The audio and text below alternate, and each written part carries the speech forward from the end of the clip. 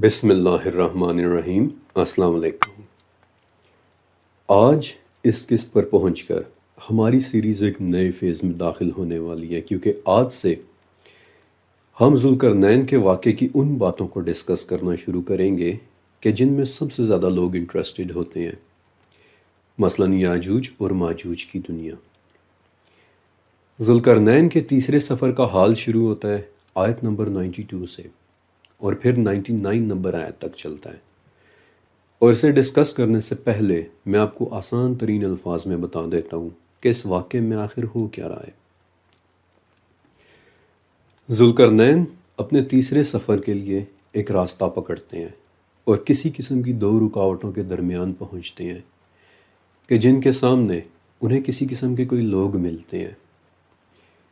یہ کون لوگ ہوتے ہیں یہ اللہ تعالیٰ نے نام سے مینشن نہیں کیا، لیکن کچھ ہنٹس ضرور دی ہیں، جن میں سے ایک ہنٹ یہ ہے کہ ان لوگوں کو ذوالقرنین کی زبان بمشکل سمجھ میں آ رہی ہوتی ہے۔ بہرحال وہ لوگ ذوالقرنین کو بتاتے ہیں کہ یا ذوالقرنین، ہم لوگ یاجوج اور ماجوج سے بہت تنگ ہیں کہ وہ زمین میں شر اور فساد پھیلا رہے ہیں، تو ہم ایسا کرتے ہیں کہ آپ کے لیے خراج وغیرہ کا کچھ بندوبست کر دیتے ہیں، اور اس کے بدلے آپ ہمارے اور ان کے درمیان، یعنی یاجوج ماجوج کے درمیان کوئی رکاوٹ بنا دیں۔ لیکن ذوالقرنین انہیں جواب دیتے ہیں کہ نہیں، جو میرے رب نے مجھے دیا ہے وہ اس سے بہت بہتر ہے کہ جو تم لوگ مجھے آفر کر رہے ہو۔ ہاں، تم اتنا کر سکتے ہو کہ مین پاور کے ذریعے میری مدد کر دو، اور میں تمہارے اور یاجوج ماجوج کے درمیان ایک ردمہ بنا دوں گا، یعنی کوئی عام رکاوٹ نہیں بلکہ ایک ری انفورسڈ قسم کی رکاوٹ کہ جو عام رکاوٹ سے کہیں زیادہ مضبوط ہوگی۔ تم لوگ میرے پاس لوہے کی چادریں لے کر آؤ۔ جب وہ لوگ چادریں لے آتے ہیں تو ذوالقرنین انہیں ایک دوسرے کے ساتھ رکھ کر ایک دیوار کی شکل دیتے ہیں، ان لوگوں سے اس دیوار کو ہوا دلواتے ہیں، یہاں تک کہ وہ گرم ہو کر سرخ ہو جاتی ہے، اور جب وہ دیوار سرخ ہو جاتی ہے تب ذوالقرنین اس پر پگھلا ہوا تانبا ڈال دیتے ہیں، اور سورہ کہف کے مطابق اب یہ ایک ایسی دیوار بن جاتی ہے کہ جس پر یاجوج اور ماجوج نہ تو چڑھ سکتے ہیں اور نہ ہی اس میں سوراخ بنا کر اس سے باہر نکل سکتے ہیں۔ اب اس سارے عمل کے بعد ذوالقرنین کہتے ہیں کہ یہ میرے رب کی رحمت ہے، لیکن جس دن وہ چاہے گا یہ دیوار بھی پاش پاش ہو جائے گی،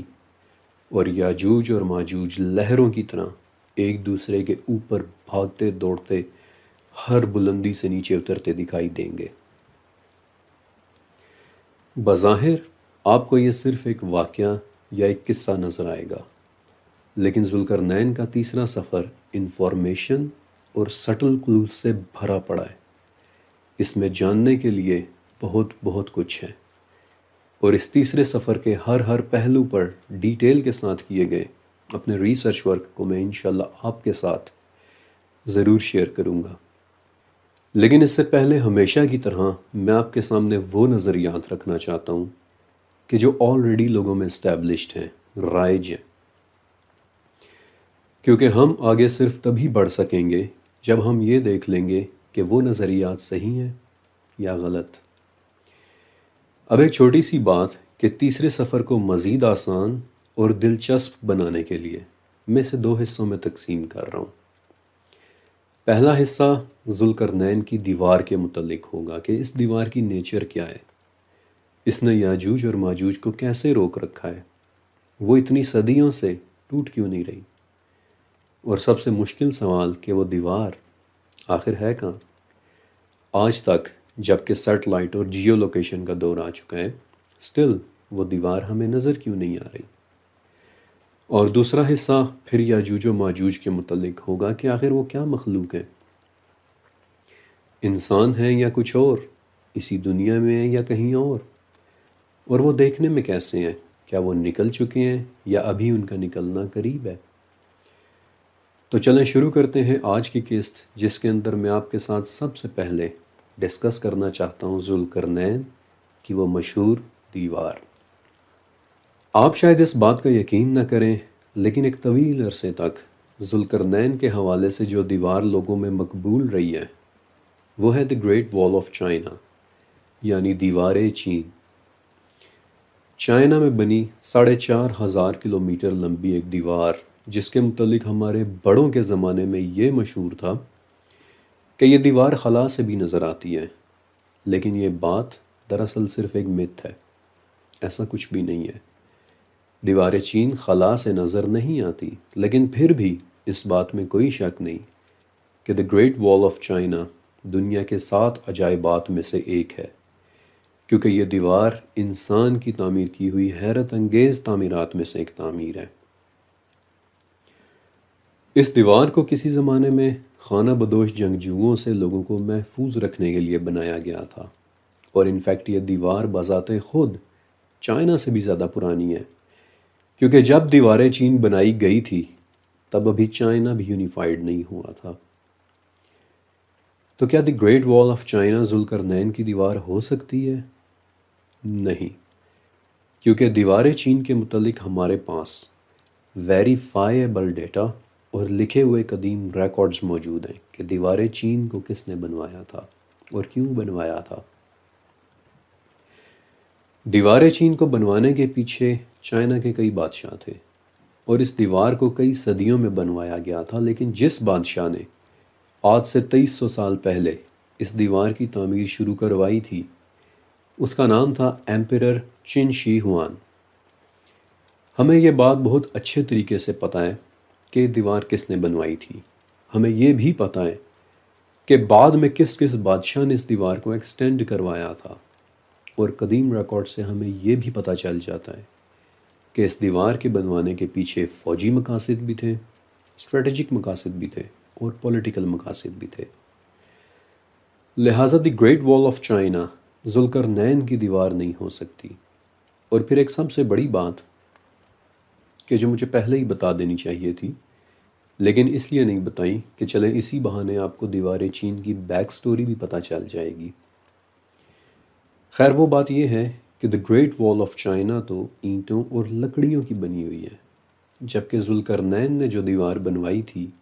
وہ لوہے اور تانبے سے بنائی گئی تھی۔ اس لیے دی گریٹ وال آف چائنا کو آسانی کے ساتھ ہم اپنی لسٹ سے باہر کر سکتے ہیں، اور آتے ہیں ایک اور جگہ کی طرف جس کے متعلق کئی اسکالرز یہ مانتے ہیں کہ وہی جگہ ذوالقرنین کی دیوار کی 100% لوکیشن ہے۔ انفیکٹ اس جگہ کو تو اس قدر یقین کا درجہ حاصل ہے کہ اگر آپ اس وقت گوگل پر سد ذوالقرنین یا پھر دی وال آف گوگ اینڈ میگوگ لکھ کر سرچ کریں تو گوگل میپس آپ کو سیدھا اسی لوکیشن کے اوپر لے کر جائے گا۔ Imagine that. اور اتنے پختہ یقین کے پیچھے دراصل کچھ اسکالرز کا یہ ماننا ہے کہ ذوالقرنین کا تیسرا سفر ازبیکستان اور کرغستان کی طرف ہوا تھا، کہ جو سینٹرل ایشیا کے قدیم ترین ممالک ہیں۔ لیکن ایک بات بڑی مزے کی ہے کہ جسے آپ کے ساتھ شیئر کرنے کے لیے میں نے 7 قسطوں تک انتظار کیا ہے۔ اس جگہ کو ذوالقرنین کی دیوار ماننے کے پیچھے دراصل ایک انتہائی دلچسپ داستان ہے، جس کی شروعات ہوتی ہے 8ویں صدی کے ایک عباسی خلیفہ سے۔ 8ویں صدی عیسوی میں عباسی دور کے ایک خلیفہ گزرے ہیں، خلیفہ ابو جعفر ہارون بن محمد المعتصم، یا پھر جنہیں تاریخ میں خلیفہ الواثق باللہ کے نام سے جانا جاتا ہے۔ ایک رات خلیفہ نے انتہائی ڈراؤنا خواب دیکھا۔ انہوں نے دیکھا کہ ذوالقرنین کی بنائی ہوئی دیوار ٹوٹ چکی ہے اور یاجوج و ماجوج باہر نکل کر دنیا میں تباہی اور بربادی پھیلا رہے ہیں۔ اس خواب نے خلیفہ کو بہت پریشان کیا، اور وہ گھبرا اٹھے کہ کہیں ان کا یہ خواب سچ ہی نہ ہو جائے۔ لہٰذا خلیفہ نے ایک فیصلہ کیا۔ انہوں نے تہیہ کیا کہ اب وہ اس دیوار کی تلاش میں ایک ریسرچ ایکسپیڈیشن بھیجنے والے ہیں، ایک ایسی مہم کہ جو کئی ممالک کا سفر کرے گی اور وہاں جا کر ذوالقرنین کی دیوار کو ڈھونڈے گی، اور پھر واپس آ کر خلیفہ کو رپورٹ کرے گی کہ آیا وہ دیوار سلامت ہے یا نہیں۔ اور یہاں سے شروع ہوتا ہے ایک بہت ہی دلچسپ واقعہ۔ اب ایک ایسی مہم کہ جس نے آگے چل کر بہت ہی عجیب و غریب اور حیران کن ہونا تھا۔ خلیفہ نے اپنی پوری سلطنت میں سے مضبوط اور سمجھدار لوگوں کا ایک گروپ تیار کروایا، ان پر بے تحاشا پیسہ لگایا، انہیں مختلف زبانیں سکھائیں، انہیں اس بات کی ٹریننگ دلوائی کہ گھنے جنگلوں اور اونچے پہاڑوں میں کیسے سروائیو کرنا ہے۔ ان کے لیے ہندوستان سے لے کر سینٹرل ایشیا، چائنا اور روس تک کے ہر ملک کی کرنسی منگوائی تاکہ انہیں راستے میں کوئی بھی چیز خریدنے کے لیے کوئی مسئلہ نہ ہو۔ ان کی غیر موجودگی میں ان کے خاندانوں کی کفالت کی ذمہ داری اٹھائی کہ جب تم لوگ ایک مہم پر چلے جاؤ گے تو پیچھے سے تمہارے گھر والوں کو ضرورت کی ایک ایک چیز سرکاری خزانے سے دی جائے گی، اور سب سے آخر میں ان لوگوں کو اپنی شاہی مہر کے ساتھ رائل لیٹرز یا شاہی اجازت نامے بھی لکھ کر دیے تاکہ اپنی مہم کے دوران وہ لوگ جس بھی ملک میں جائیں وہاں انہیں روکا نہ جائے۔ اور اس مہم کو لیڈ کرنے والے شخص کا نام تھا سلام۔ اور یوں شروع ہوئی ذوالقرنین کی دیوار کو ڈھونڈنے کی ایک حیران کن مہم۔ یہ سفر ایک انتہائی دلچسپ داستان ہے کہ کیسے سلام اور اس کی ٹیم کے لوگ بغداد سے نکلے اور راستے میں خوبصورت اور عالیشان شہروں کو دیکھتے دیکھتے دھیرے دھیرے بیابانوں اور گھنے جنگلات میں داخل ہوتے گئے۔ اور یہ پورا سفر عربی کی ایک قدیم کتاب رحلۃ الترجمان السلام میں لکھا ہوا ہے، یعنی سلام دی ٹرانسلیٹر کا سفر۔ جیسا کہ میں نے آپ کو بتایا کہ سلام اس گروپ کے لیڈر کا نام تھا، اور اسے ٹرانسلیٹر یا مترجم اس لیے کہا جاتا ہے کیونکہ خلیفہ نے بے دریغ پیسہ خرچ کر کے اسے کئی زبانیں سکھائی تھیں۔ رحلۃ الترجمان السلام اس گروپ کے سفر کی انتہائی دلچسپ داستان ہے، اور مجھے نہیں پتا کہ پاکستان میں اس کتاب کا اردو ترجمہ موجود ہے یا نہیں، اور میرا بہت دل تھا کہ آپ کو اس سفر کی داستان سناؤں کہ کیسے سلام اور اس کے گروپ نے سینٹرل ایشیا کے ان پراسرار ممالک اور ان کے جنگلوں اور پہاڑوں اور قدیم گاؤں میں عجیب و غریب حیرت کدے دیکھے۔ البتہ اس کتاب کا وہ پارٹ میں آپ کو ضرور بے ضرور سناؤں گا کہ جہاں یہ لوگ بالآخر سد ذوالقرنین تک پہنچے تھے، یعنی وہ جگہ کہ جو آج گوگل میپس کے آفیشیل ریکارڈ میں یاجوج اور ماجوج کی دیوار کے نام سے موجود ہے۔ اس کتاب کے مطابق سلام اور اس کا ایکسپیڈیشن 2 سال تک مختلف ممالک میں گھومتا رہا، ذوالقرنین کی دیوار کو ڈھونڈتا رہا۔ وہ لوگ مختلف شہروں اور گاؤں کے لوگوں کے پاس ٹھہرتے، سرایوں میں ٹھہرتے، ان لوگوں سے عجیب و غریب جگہوں اور دیواروں کے متعلق پوچھتے، اور اس طرح عمر رسیدہ مقامی بوڑھوں سے واقعات پوچھتے پوچھتے یہ لوگ ایک ایسی جگہ پہ پہنچے کہ جہاں سے ہمیشہ بہت گندی بو آیا کرتی تھی، ایک بیابان جگہ کہ جہاں کوئی بھی انسان نہیں رہتا تھا۔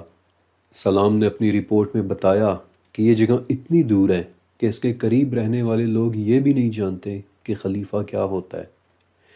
اور سلام کے مطابق یہ وہ جگہ تھی کہ جہاں ان لوگوں نے ایک عجیب سنسان گھاٹی دیکھی کہ جسے ایک بہت بڑا ڈیم بنا کر اس کا راستہ بند کیا گیا تھا۔ سلام نے یہ بھی بتایا کہ اس ڈیم میں ایک دروازہ بھی تھا کہ جس پر لوہے کے بڑے بڑے تالے لگے ہوئے تھے، اور ان لوگوں نے دیکھا کہ اس ڈیم کے پاس کچھ بہت ہی بنیادی قسم کے کنسٹرکشن ٹولز بھی پڑے ہوئے ہیں،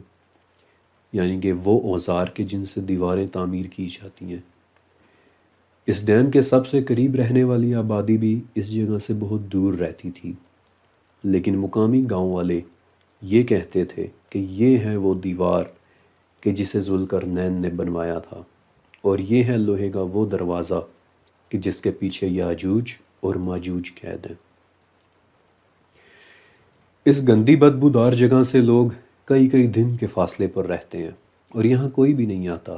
سوائے سال میں ایک مرتبہ کے۔ سال میں صرف اور صرف ایک بار گاؤں والے یہاں آتے ہیں اور اس دروازے پر دستک دیتے ہیں تاکہ اندر موجود یاجوج اور ماجوج کو یہ پتہ چل جائے کہ اس دیوار کی حفاظت کرنے والے محافظ اب بھی باہر موجود ہیں۔ رحلۃ الترجمان السلام ایک انتہائی دلچسپ کتاب ہے۔ یہ کتاب ہمیں ایک انسائٹ فراہم کرتی ہے کہ کیسے ذوالقرنین کی دیوار ڈھونڈنے کے لیے ایک سرکاری مہم کو بھیجا گیا تھا۔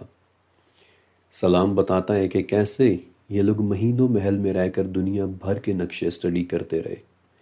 ان پر نشان لگاتے رہے، بالکل ویسے ہی کہ جیسے کسی بڑے ایکسپیڈیشن پر نکلنے کی تیاریاں مہینوں پہلے ہی شروع ہو جاتی ہیں۔ کیسے انہوں نے اپنی دنیا کے انجان اور دور دراز علاقوں کے سفر پر نکلنے کی تیاری کی، گھوڑے تیار کیے، اپنے گھر والوں سے الوداعی ملاقاتیں بھی کیں، راستے میں انہیں یاد بھی کیا، انہیں مس بھی کیا، نئے نئے شہر بھی دیکھے، اور شہروں کی چکا چوند دیکھنے کے بعد کیسے ان لوگوں نے بیابان، گھنے جنگلات اور قدیم کھنڈرات بھی دیکھے۔ اپنے سفر کے دوران ان لوگوں نے ایسے ایسے خوبصورت چہرے بھی دیکھے کہ جنہیں دیکھ کر یقین ہی نہیں ہوتا تھا کہ کیا انسان اتنے خوبصورت بھی ہو سکتے ہیں، اور ایسے ایسے واقعات بھی سنے کہ جنہیں سن کر انسان حیرانیوں میں کھو جائے۔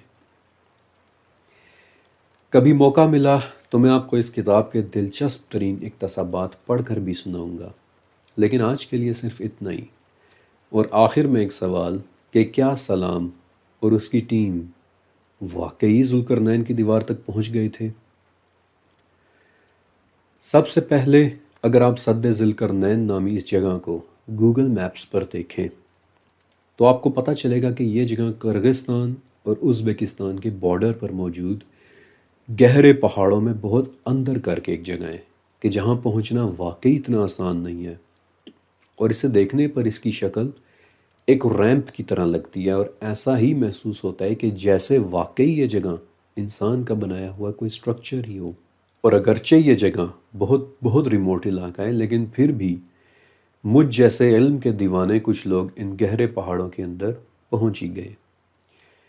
لیکن بدقسمتی سے جس وقت وہ لوگ وہاں گئے اس وقت یہ جگہ برف کی موٹی تہوں کے اندر دفن ہوئی پڑی تھی۔ وہ لوگ واپس آئے اور بہتر موسم میں ایک مرتبہ پھر بہتر ٹیکنالوجی اور کچھ نئے ٹولز اور آلات لے کر واپس گئے۔ اس دفعہ انہوں نے میٹل ڈیٹیکٹرز کے ساتھ اس پوری جگہ کو سکین کیا تاکہ برف اور زمین کے نیچے اگر لوہے کے کوئی تالے ہیں تو ان کا پتہ چل جائے، لیکن ان لوگوں کو کسی بھی قسم کی کوئی غیر معمولی چیز نہیں ملی۔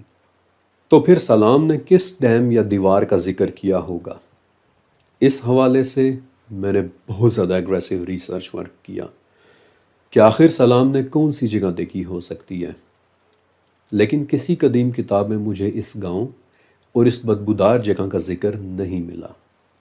اور کسی قسم کا ریفرنس نہ ملنا اس بات کی نشانی تھی کہ میں اس واقعے میں موجود چھپے ہوئے کلوز کو دیکھوں، حتیٰ کہ مجھے ریفرنس نہ ملنے کی وجہ سمجھ آ گئی۔ اب آپ نے بہت غور سے سننا ہے، کیونکہ اب میں آپ کو اس مہم کا ایک دوسرا رخ دکھانے والا ہوں، جس کے بعد آپ کو سمجھ آ جائے گی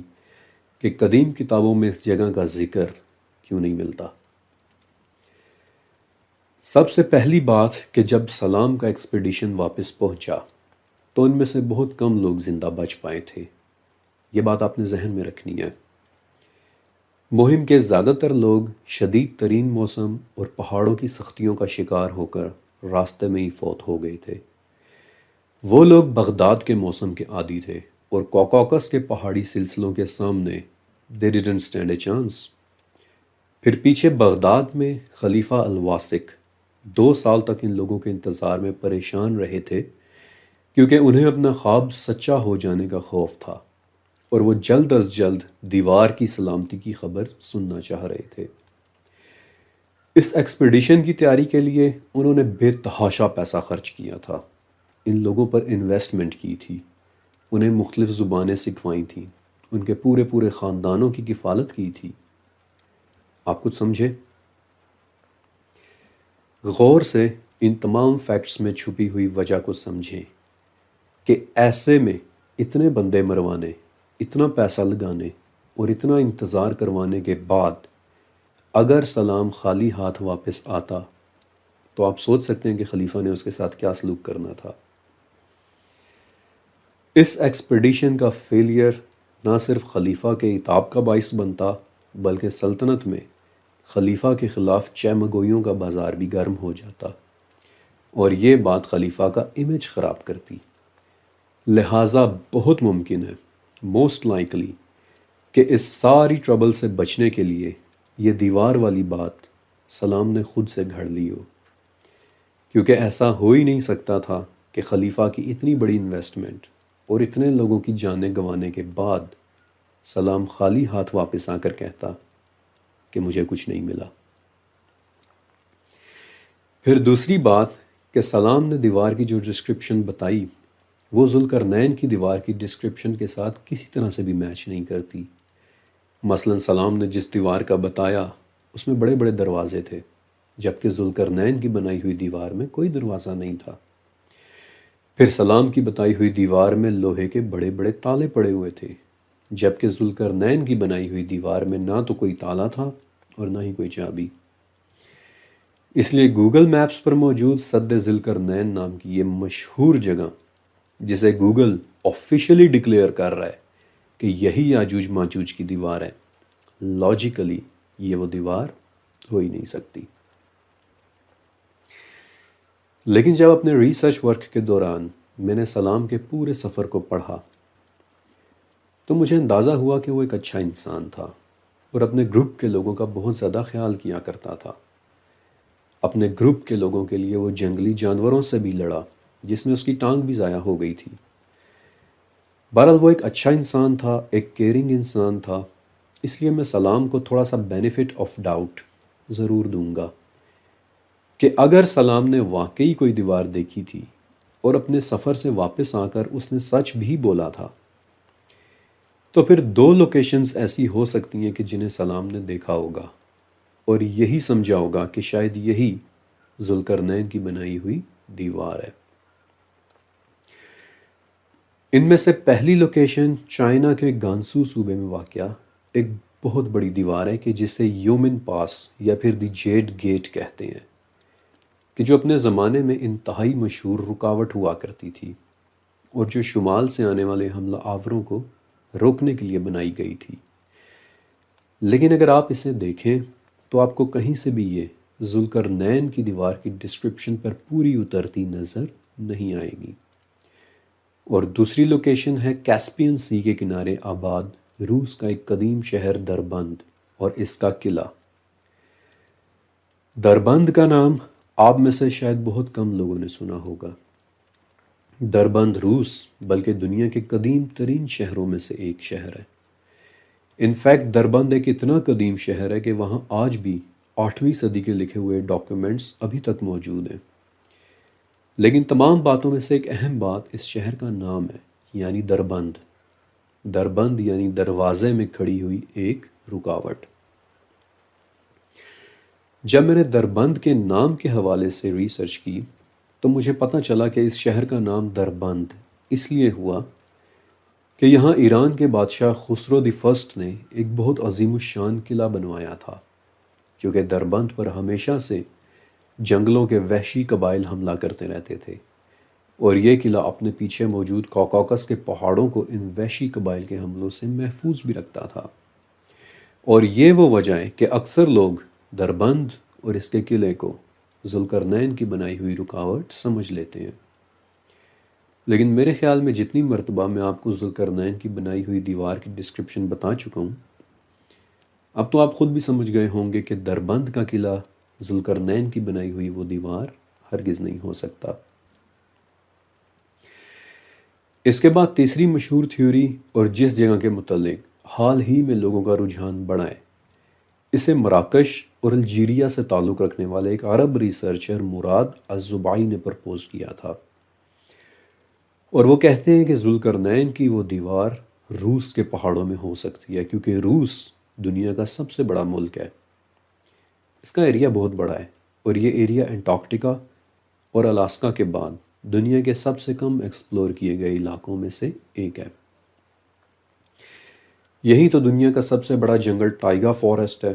اور سائبیریا کے جنگلوں میں تو آج بھی ایسی ایسی ریموٹ اور دور دراز کی جگہیں ہیں کہ وہاں آرکیالوجی کے لیے ایکسپیڈیشن، آلات اور بلڈوزرز لے کر جانا تو دور کی بات، گھوڑوں کی پیٹھ پر بیٹھ کر انسان بھی نہیں جا سکتا۔ لہٰذا بہت ممکن ہے کہ روس کے پہاڑوں میں ہی کوئی جگہ ایسی ہو کہ جہاں ذوالقرنین نے وہ دیوار بنائی ہو۔ اور جس کے بارے میں ہمیں کچھ بھی پتہ نہ ہو۔ زبائی کے مطابق سائبیریا کے پہاڑ دنیا کے پراسرار ترین علاقوں میں سے ایک ہیں، اور اپنی اسی تھیوری کو سپورٹ کرنے کے لیے زبائی دراصل 1958 میں پیش آئے ایک واقعے کا ذکر کرتے ہیں جس کا نام ہے دیاتلوف پاس انسیڈنٹ۔ ایک ایسا گھناؤنا واقعہ کہ جس میں 9 رشین ہائیکرز روس کے برف پوش پہاڑوں میں ہائیکنگ کے لیے گئے لیکن کبھی زندہ واپس نہیں آئے۔ ان سب کے سب ہائیکرز کی موت ہو گئی، لیکن اس کیس کی اصل مسٹری ان لوگوں کی موت نہیں ہے بلکہ وہ انداز ہے کہ جس کے ساتھ ان کی موت واقع ہوئی تھی۔ بے حد خوفناک اور دل دہلا دینے والا انداز۔ یہ 9 ہائیکرز کہ جو یونیورسٹی کے لڑکے اور لڑکیاں تھے، میچورڈ لوگ تھے، ہائیکنگ کا ایکسپیرینس بھی رکھتے تھے، آپس میں دوست بھی تھے۔ وہ لوگ رات کو کیمپنگ کے دوران جب کیمپ کے اندر سو رہے تھے تو کچھ ایسا ہوا کہ وہ لوگ اچانک اٹھے اور دیوانوں کی طرح جلدی میں کیمپ سے باہر بھاگنے کی کوشش کی۔ اتنی جلدی میں کہ برف والے گرم کپڑے بھی نہیں پہنے، یہاں تک کہ کیمپ کی زپ تک کھولنا گوارا نہیں کیا، اور چاقو کے ساتھ کیمپ کو پھاڑا اور باہر کی طرف بھاگے۔ ان میں سے کوئی شخص صرف چند میٹرز تک ہی بھاگ سکا اور کوئی اس سے تھوڑا آگے، لیکن پھر وہ بھی برف میں دھنس گیا اور مزید آگے نہ جا سکا۔ کوئی بھی نہیں جانتا کہ رات کو ان کے کیمپ میں ایسا کیا نمودار ہوا ہوگا کہ وہ لوگ اس طرح سے باہر کو بھاگے۔ لیکن جو بات سب سے زیادہ خوفناک ہے وہ یہ کہ جب ان لوگوں کی باڈیز ملی تھی تو بظاہر ان کے جسموں پر کوئی بھی نشان نہیں تھا، لیکن جسموں کے اندر ان کی تمام ہڈیاں ٹوٹی پڑی تھیں، اور ایک لڑکی کے تو منہ کے اندر سے اس کی زبان بھی غائب تھی۔ کوئی بھی نہیں جانتا کہ ان لوگوں کے ساتھ کیا ہوا تھا۔ آج بھی ہمارے پاس دیاتلوف کیس کی کوئی ایکسپلینیشن نہیں ہے، اور آج بھی اس کیس فائل کے اوپر ان لوگوں کا cause of death unknown لکھا ہوا ہے۔ ان لوگوں کے ساتھ کیا ہوا تھا، اب چونکہ وہ ہمارے ٹاپک سے ریلیٹڈ بات نہیں ہے اس لیے وہ کیس بھی یہاں پر ڈسکس کرنا ضروری نہیں ہے، کیونکہ پھر بات بہت لمبی ہو جاتی ہے۔ لیکن میں نے آپ کو اس کیس کے متعلق اس لیے بتایا کیونکہ زبائی اس کیس کو ایک ریفرنس کے طور پر لیتے ہیں کہ روس کے پہاڑوں میں آج بھی بہت عجیب و غریب اور ان ایکسپلینڈ قسم کی باتیں ہوتی رہتی ہیں۔ اس لیے روس کے پہاڑی سلسلے وہ جگہ ہو سکتی ہے کہ جہاں ذوالقرنین نے اپنی دیوار بنائی ہو، لیکن آف کورس زبائی کے پاس بھی اس سے زیادہ اور کوئی ثبوت نہیں ہے۔ اب اس سے پہلے کہ میں آج کی قسط ختم کروں اور آپ کو ذوالقرنین کی دیوار کی اصل لوکیشن کے متعلق بتاؤں، اس حوالے سے ایک تھیوری اور بھی ہے کہ جسے نہ تو ہم رد کر سکتے ہیں اور نہ ہی ایکسیپٹ، اور شاید یہی وہ وجہ ہے کہ زیادہ تر لوگ بالآخر اسی تھیوری کو ہی سپورٹ کرتے دکھائی دیتے ہیں، اور وہ یہ ہے کہ ذوالقرنین کی یہ دیوار غائبانہ ہے، آنکھوں سے ڈھکی ہوئی ہے، چھپی ہوئی ہے۔ وہ ہے تو ہمارے پاس یہیں کہیں، لیکن ہم اسے دیکھ نہیں پا رہے۔ اس دیوار کو ہماری نگاہوں سے اوجھل کر دیا گیا ہے، اور ہم چاہے جتنا مرضی ٹیکنالوجی کا استعمال کر لیں ہم اس دیوار کو ڈھونڈ نہیں پائیں گے۔ اب یہ ایک ایسی تھیوری ہے کہ جو اس دیوار اور اس کی لوکیشن کے غیبی ہونے پر زور دیتی ہے، اور یہ بات ایمان اور اعتقاد کی ہو جاتی ہے۔ لیکن ایک بات یاد رکھیے گا کہ جب ذوالقرنین اپنے تیسرے ڈیسٹینیشن پر پہنچے تھے تو وہ کوئی غیبی جگہ نہیں تھی۔ جب ذوالقرنین نے وہ دیوار بنائی تو وہ کسی غیبی مٹیریل سے نہیں بلکہ ایک بہت سالڈ مٹیریل یعنی لوہے اور تانبے سے بنائی تھی۔ اور اس دیوار کے سٹرکچر کے متعلق انشاءاللہ آگے چل کر میں مزید ڈسکس کروں گا بھی۔ اسی طرح جب یاجوج اور ماجوج نے نکلنا ہے تو اسی سالڈ، فزیکل اور مضبوط دیوار کے پاش پاش ہو جانے کے بعد ہی نکلنا ہے۔ لیکن یہ تھیوری چونکہ پرسنل بلیف سے تعلق رکھتی ہے اس لیے ہمیں کسی کے بلیف کو ہرٹ نہیں کرنا چاہیے، اس لیے نہ ہم اس تھیوری کو ریجیکٹ کرتے ہیں اور نہ ہی ایکسیپٹ۔ بہرحال آج کی اس قسط کے اندر میں نے آپ کے سامنے وہ تمام اسٹیبلش نظریات رکھے کہ جو ذوالقرنین کی بنائی ہوئی اس دیوار کے حوالے سے لوگوں میں پہلے سے رائج ہیں، وہ نظریات کہ جو پہلے سے لوگوں میں ایگزسٹ کرتے ہیں، لیکن اصل سوال ابھی بھی اپنی جگہ پر باقی ہے کہ ذوالقرنین کا تیسرا سفر آخر ہوا کس جگہ تھا، کہاں ہے وہ دیوار، اور یہ تیسرا سفر اتنا اہم کیوں ہے۔ اور اب اگلی قسط کے اندر انشاءاللہ باری باری میں آپ کو ان تمام سوالوں کے جوابات دینا شروع کرنے والا ہوں۔ اللہ حافظ۔